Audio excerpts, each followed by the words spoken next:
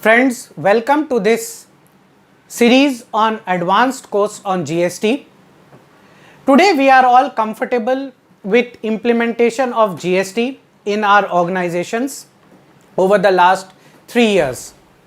However, in these 3 years there have been various implementational issues which are typical to certain sectors, issues which are common, issues which have been resolved and open issues.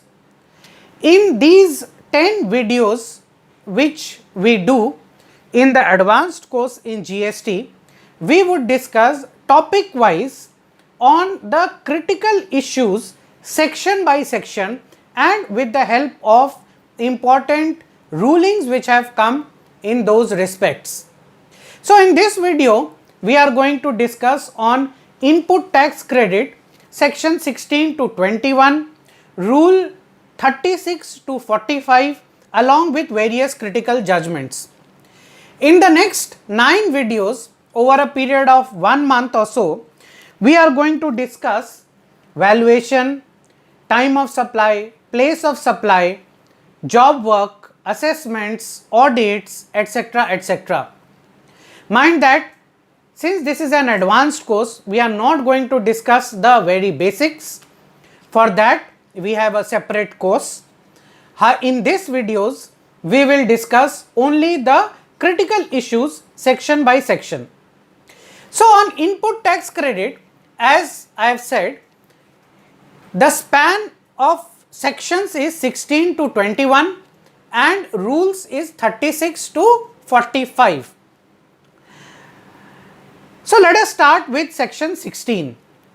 So, 16 subsection 1 provides that every registered person can avail of input tax credit on goods or services received by it which is for furtherance of business but subject to section 49. Now section 49 is the payment section which has been amended from 1st February 2019. So you would be seeing on your screen an example. After this amendment of section 49, if there is an excess balance of SGST, you might see certain cash payment, although there would be an excess balance of ITC in the SGST ledger. Now, a pertinent issue is regarding interest on delayed filing of GSTR 3B, even though there is sufficient ITC and cash ledger balance in the corresponding ledgers. Now, say for example, your output tax liability as per GSTR 3B is 100 rupees, your ITC ledger shows 50 rupees and your cash ledger shows 50 rupees. So question is, would the interest in case of delayed filing of GSTR 3B be on 50 rupees or 100 rupees, or there would be no interest? So first, the issue started from December 2018. I would not go much into the history, but I would directly come to the major judgments. The history is available to you in the PPT which you can see out here. So, in the case of Mega Engineering, the Telangana High Court has ruled that interest would be applicable on the entire gross value payable, that is on 100 rupees in our example.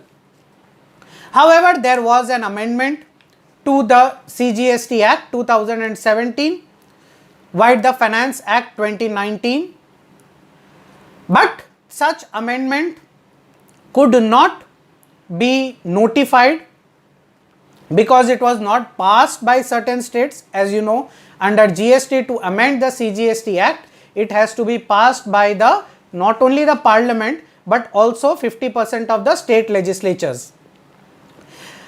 Thereafter, there were various recovery proceedings by the GST departments, assuming the fact that recovery of interest can happen without issue of a show cause notice. There were certain bank attachments also. Thereafter, in March 2020, the GST Council has announced that the amendment to section 50, whereby the interest would be payable only on the cash portion of the payable amount, would be retrospective from 1st of July 2017. However, the same has not yet seen light of day. In the meantime, in the case of LC Infra Projects and Mahadev Construction, in March and April 2020, you can see the brief of the cases in the PPT appended. In these two cases, the High Courts have ruled that the recovery proceedings cannot be without a show cause notice, and therefore what it stands today is the interest would be applicable only on the cash payment portion and not on the ITC which is already available in the ITC ledger.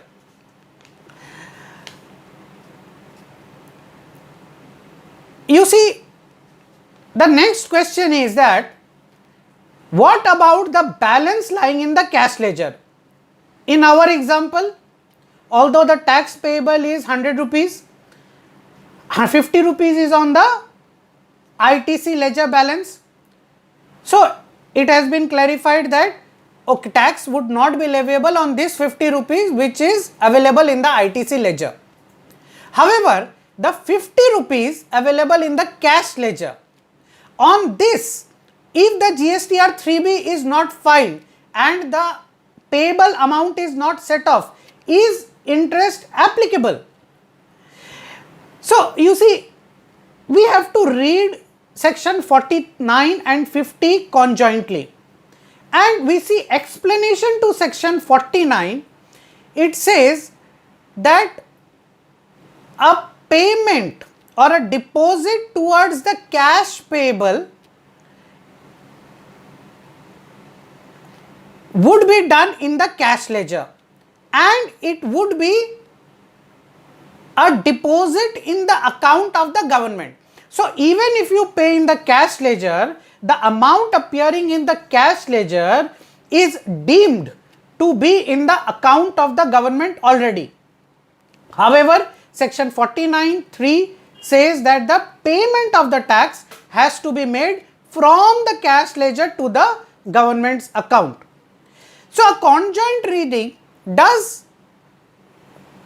make it clear by the law that interest would be applicable on the cash payable portion even though there is a cash balance in the cash ledger. However, you see, sometimes it happens, that did happen with a large client of ours. The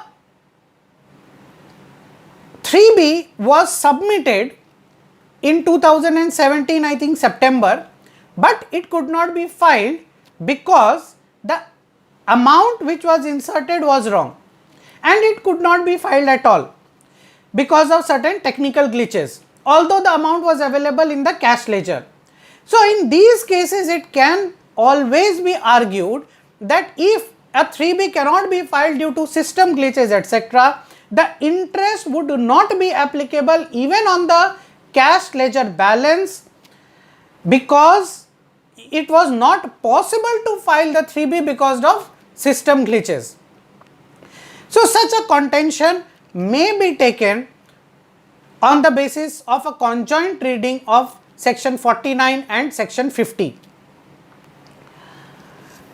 Now, we move on to section 16 subsection 2, which is by and large the most important section as far as ITC is concerned. So, section 16 subsection 2 provides that ITC is available in respect of goods and services provided 4 conditions are satisfied. First condition is that the goods and services invoice should be available. Second, the goods and services should be received. However, if it is received by a third person also on account, then also it would be deemed to be received. 16(2)(c) is very critical. The tax in respect of such supply of goods or services should be paid to the government. And 16(2)(d) is that the assessee who is availing the ITC should have filed his returns. Now, 16(2)(a) is very simple. So, although we sometimes trade and industry feel that the amount, the time in which the ITC is available in GSTR 2A, then you don't even need the tax invoice. That is a wrong presumption, because 16(2)(a) makes it absolutely mandatory to have a tax invoice, which is as per the rule 46, right, subject to certain relaxations provided for claiming ITC. You see, just now in one of the southern states, we have received a notice for a very large assessee where the tax invoices which were produced before the department did not have signature. Even the DSC signature was not available and a demand was raised. We are sure that due to this procedural lapse, it would always be a concerted view would be taken by the courts, but still it does give a rise for litigation, and therefore tax invoices must be maintained as per the GST rules. Now, second, the goods and services should have been received. Now, even if the goods and services are received by a third party on instruction of the taxpayer, then the moment the goods and services are received by the third party, it would be deemed to be received by the taxpayer. Now, an important issue over here which arises is that in case you are importing certain material, say you are based out of Gujarat, you import the material in the Navasheva port from Mumbai, your customer is also in Mumbai, and the material is directly shipped from the Mumbai port to the customer in Mumbai on your instruction who is in Gujarat. Question is, would the customer get the ITC of such a movement? Answer is an absolute yes. You can take the credit as per the bill of entry.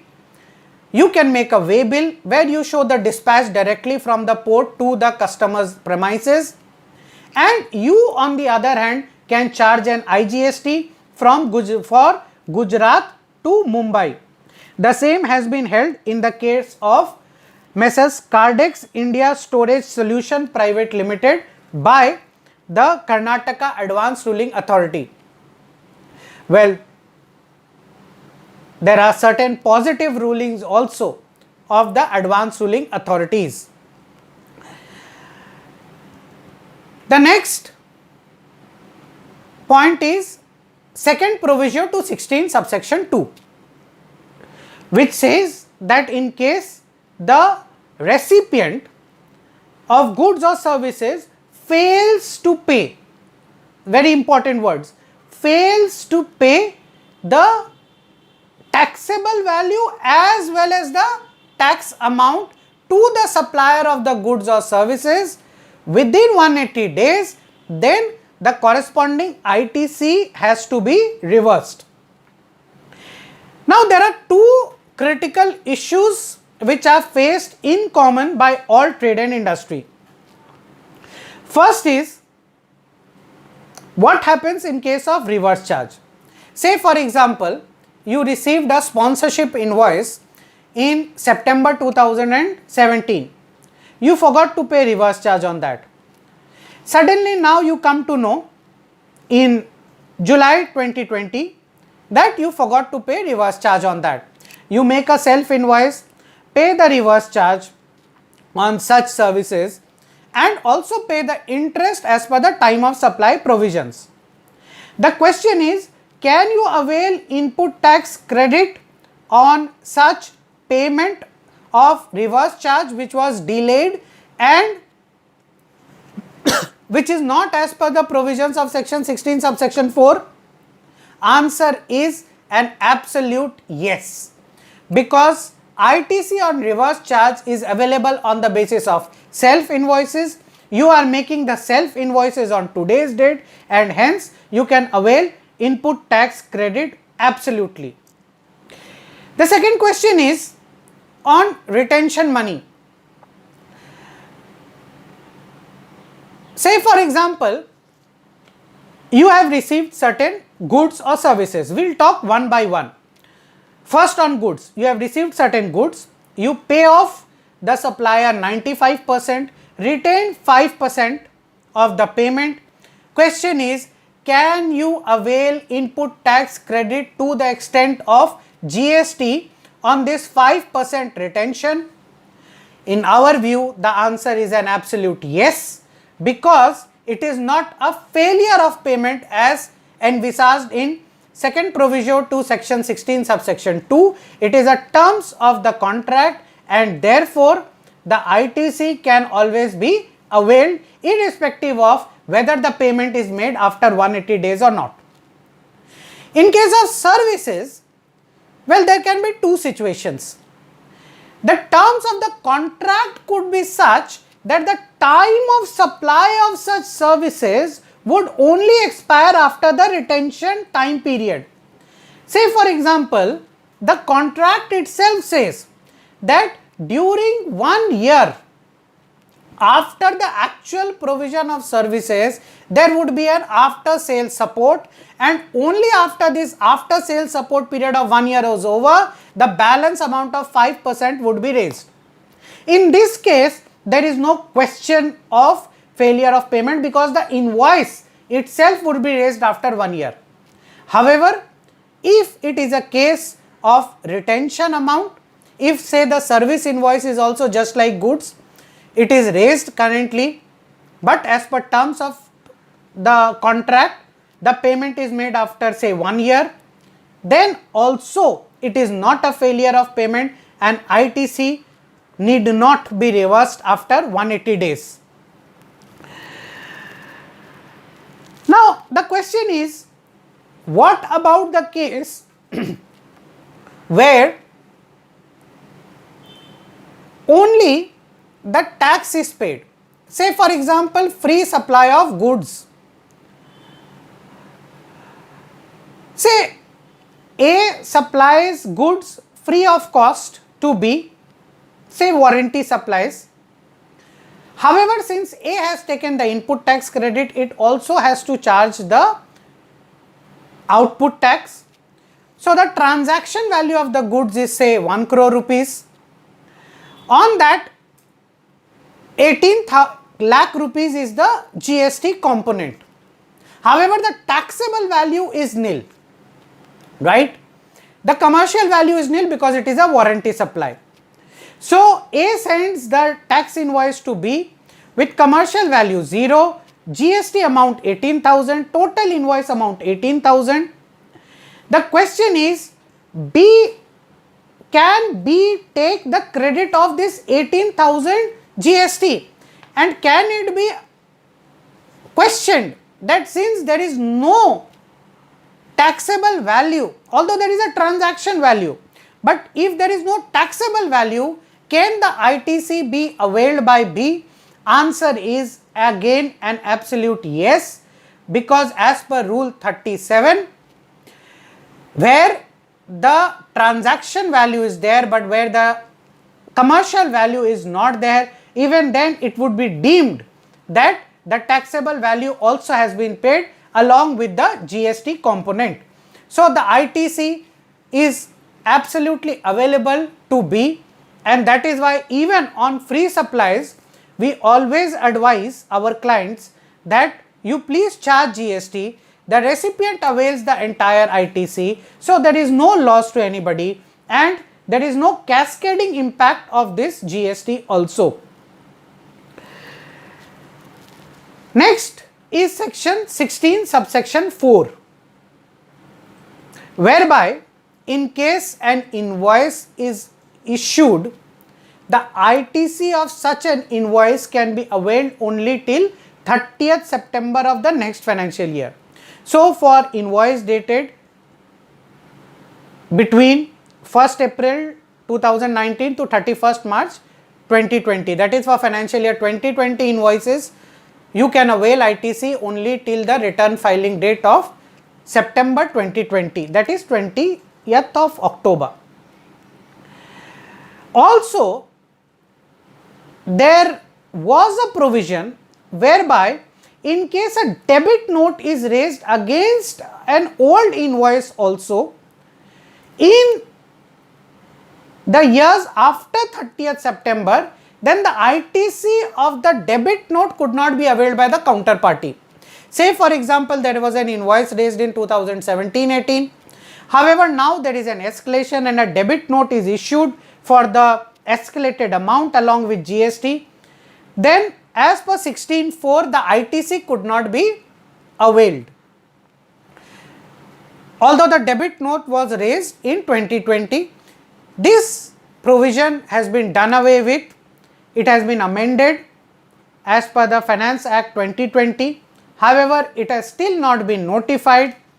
Now, the moment it is notified, then from the date of the notification or in case of retrospective amendment is there, the ITC on debit notes can be availed as and when the debit notes are raised, irrespective of the date of the original invoice. So friends, this is about section 16. Now we go to section 17. 17.2, it talks about reversal of proportionate ITC in case you are a dealer of taxable as well as exempt supplies. So, in case you are supplying taxable as well as exempt supplies and you receive certain input services or capital goods, that you have to reverse the proportionate ITC under rule 42 for inputs and services and 43 for capital goods. Now, in the case of Mother Dairy Limited, the advanced ruling authority in West Bengal ruled that even though the capital goods were purchased pre-production, right, the production did not start, capital goods were purchased, for some time only taxable supplies were made. Afterwards, non-taxable supplies also got being made.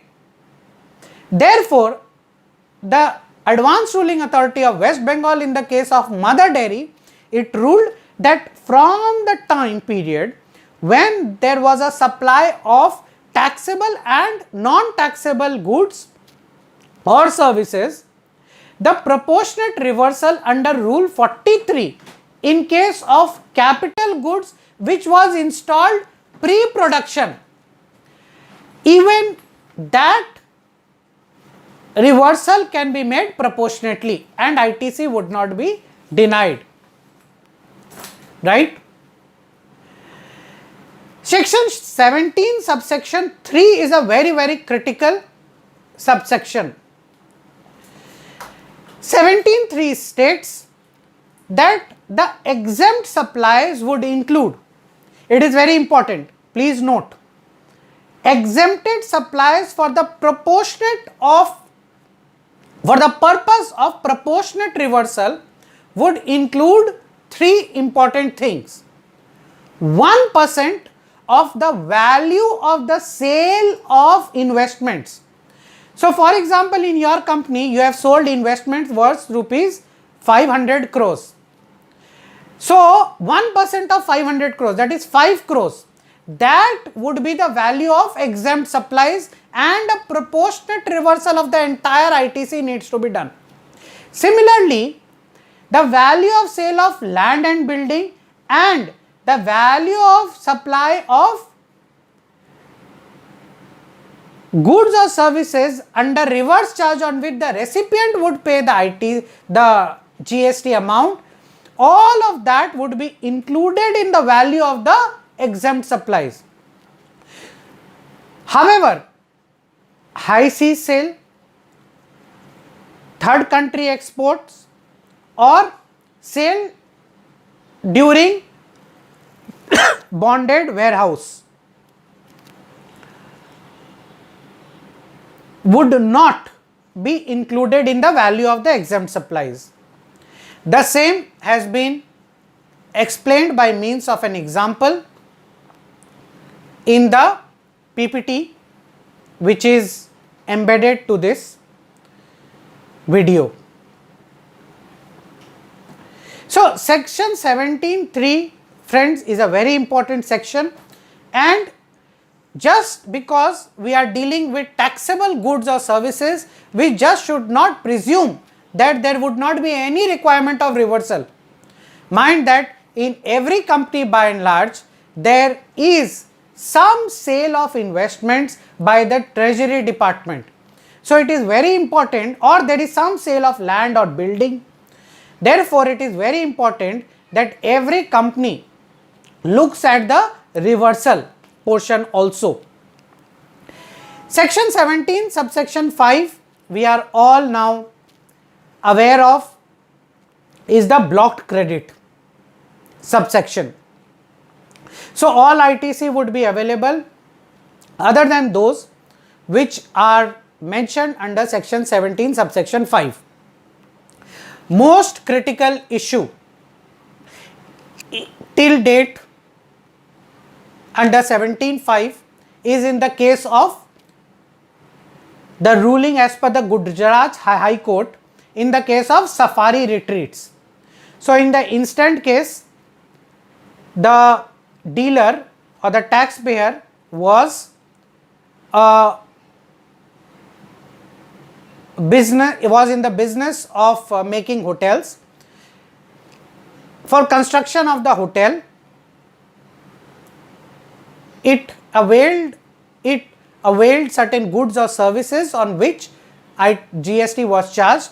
The question before the High Court was, would the ITC for such goods or services used for construction of a hotel, which would in future be rented out, would that ITC be available? The Odisha High Court has held yes, ITC would be available. However, the revenue has gone for a SLP in the Supreme Court, wide SLP number 26696 of 2019. So, in case somebody wants to apply this safari retreats judgment, one has to be careful, and our view is that one may wait till the judgment of the Supreme Court is available. A very big issue during the corona times is that the ITC of the mediclaim paid for the employees, would that be available or not? So, the Ministry of Home Affairs, applying the Disaster Management Act, gave an order on 15th of April that for all workers, the mediclaim facility should be taken by the employer. However, such order was revoked on 18th of May 2020. Now, during this interim period, the question is that would the GST payable on this mediclaim premium, would that be available to trade and industry? Well, if you see section 17 subsection 5 clause B, in case mediclaim is paid by an employer due to a law for the time being in force, then ITC would be available to such a business on the GST paid on the mediclaim premium also. However, the word used in this order is the mediclaim for workers, right? So, the term worker has to be interpreted, because correspondingly the term workplace has also been used. So, it can also be argued that even a office employee in a workplace is a worker, and if that be the argument, then ITC for this interim period can always be availed. However, this may be subject to certain questions by the revenue in future.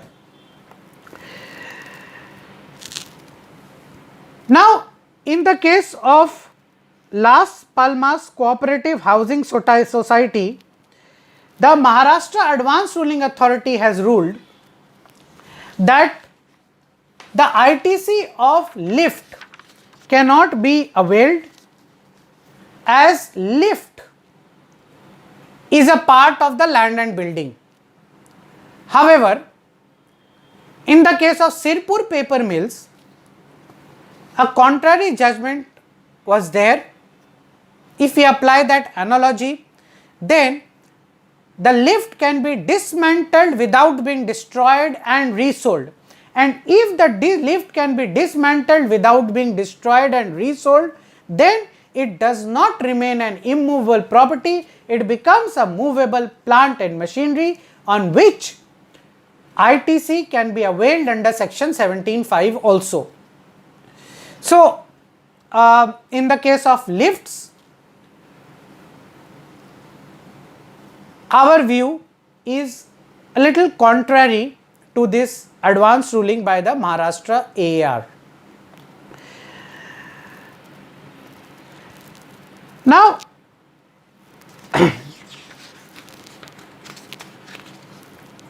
in the case of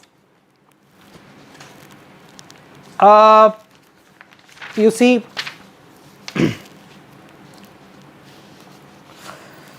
Iron Trading India Limited, the Uttar Pradesh AAR has ruled that in case the employer pays the parental mediclaim insurance and it reimburses that parental mediclaim portion from the employees, then no GST would be chargeable, as it is not the business of the employer. Correspondingly, it can be taken that the ITC would also not be available. Now, it is very critical to note that, now say in a case where a company has charged GST to its employees on the reimbursement of the parental mediclaim. The question is,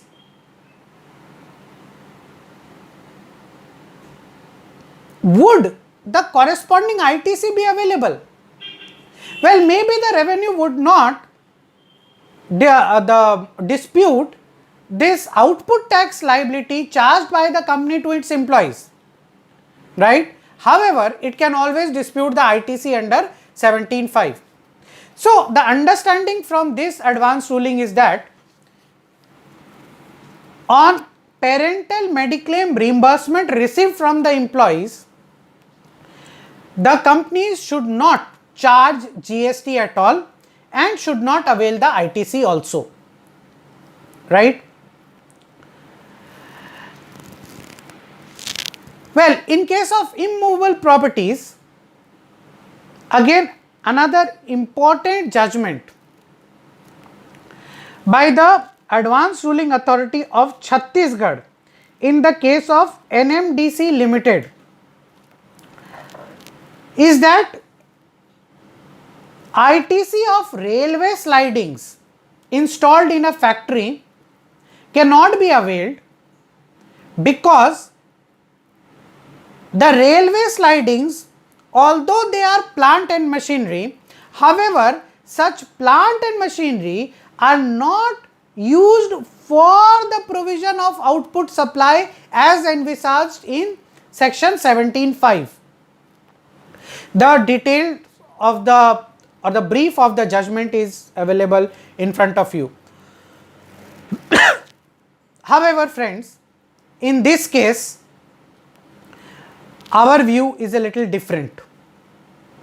You see, railway slidings is used in a factory for movement of the goods, inputs, capital goods, etc.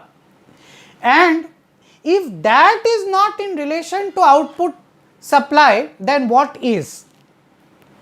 So, in this case, it is our view that ITC in case of railway slidings should be available, as it is plant and machinery, where ITC of such plant and machinery is allowed under section 17.5.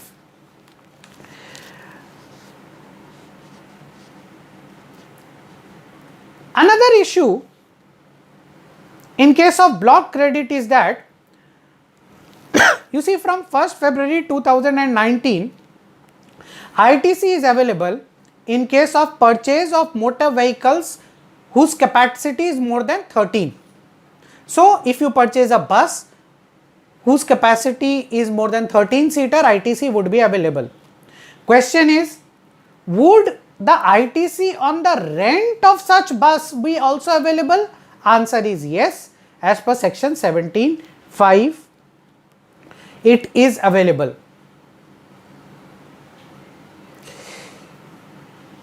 Again, 17.5H, the ITC cannot be available in case of goods which are destroyed as per section 17.5H, right? So, the question is, say for example, you are a dealer of laptops. In case of Kerala floods, your laptop was damaged and you sold that laptop to a dealer who further resold it. The question is, would the ITC of such laptop be required to be reversed? Now, there is a difference between destroyed and damaged. So, as per 17.5H, the ITC has to be reversed in case of goods lost, stolen or destroyed. However, in case the goods are not destroyed but damaged, then there is no question of reversal of ITC. This is our view in such a case. However, now the burden of proof whether the laptop was damaged or destroyed, that of course needs to be proved. Now question is, how would it be proved? You see, valuation is a very important aspect. So, in case the value of the laptop is not reduced by a great extent, say your laptop value is 1 lakh and you do not sell it off at 10,000 rupees, you sell it at say 80,000 and you use the HSN code of the laptop itself, right? So, you are selling chattel as a chattel. You are selling the laptop as a laptop and not as something else or not as scrap. And in this case, it can always be substantiated that the ITC can be availed in the instant case.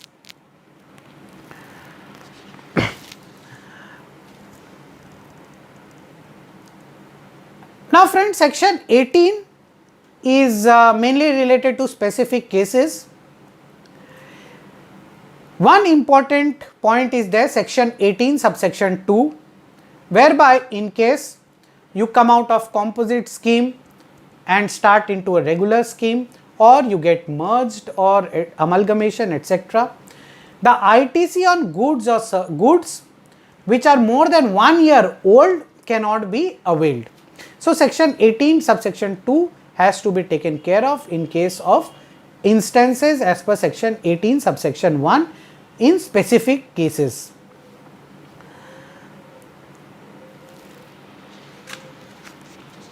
Next critical issue is in the case of job work.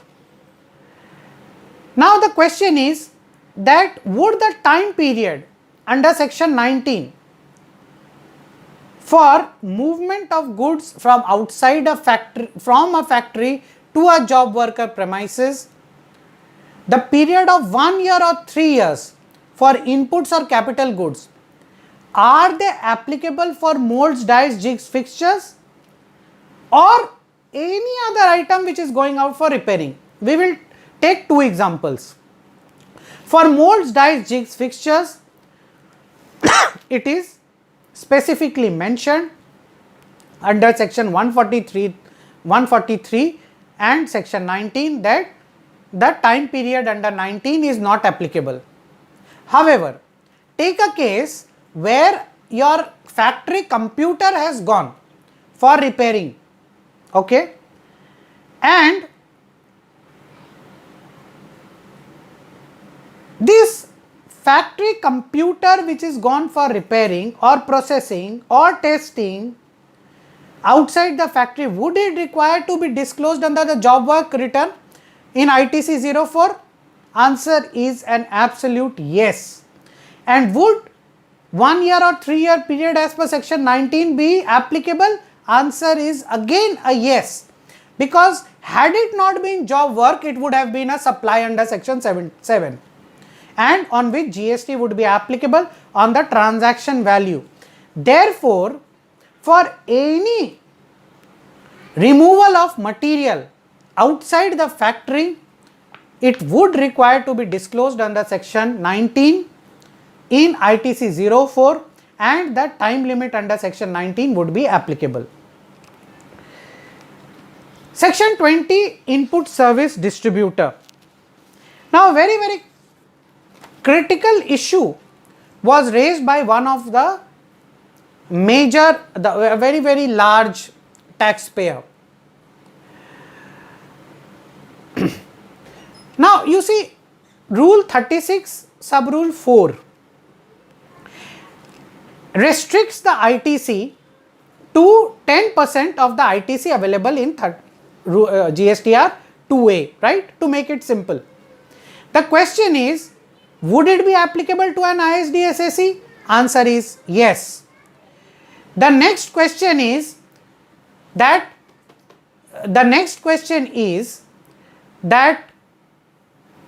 in an ISD return, how would you apply this rule 36(4)? Say for example, you have 15 invoices of 100 rupees each. In 2A, you have 8 invoices of 100 rupees each. So, ITC in your ISD return is eligible to the extent of 880 rupees. However, in the ISD return, you need to show the original invoices details. 8 invoices you show. How do you take the balance 80 rupees, which is the incremental amount as per rule 36(4)? Now, there is no provision in the law, there is no machinery provision. However, there is a statutory provision, and therefore, although there is no machinery provision, what we suggest is that on any invoice which is there in your purchase register, you take the balance 80 rupees ITC in your ISD return. In future, say when this 9th invoice on which you have taken only 80 rupees credit in your ISD return, when that is available in the GSTR 2A, you make the corresponding amendment in table number 3 of GSTR 6. This is a so this is not written anywhere in the law, but there is a statutory provision, and where there is no machinery provision, therefore, this procedural hardship has to be taken care of in the instant case. Friends, another issue which you can see, I am sure which all of you would have faced at one time or the other, is this advisory under Rule 36 sub Rule 4, whereby the department has issued advisories to reverse the corresponding ITC which is in excess of 110%, right. Now there are various issues on this.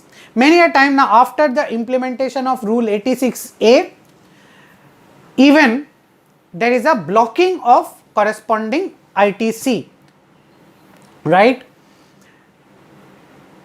Now again, these are some of the fallacies of data analytics. While technology is really helpful, data analytics is really helpful in taxation, but there are certain drawbacks.